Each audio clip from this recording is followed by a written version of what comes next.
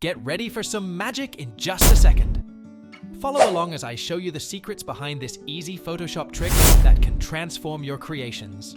Let's make it happen. Press Ctrl+J to duplicate the image layer.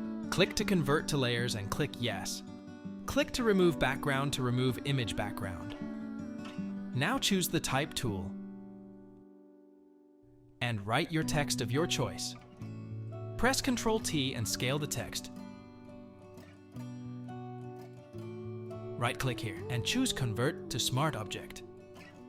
Drag this layer under the image layer. Press Ctrl+J to make a copy. Drag this layer over the image layer. Reduce the fill to 0%. Double-click and choose Stroke. And click OK. Hold Ctrl key and select text layers. Click on this link to link them together, and you can place where you want. Subscribe for more expert tips and tricks, and become a Photoshop pro with daily guidance. Let's make you a Photoshop expert together.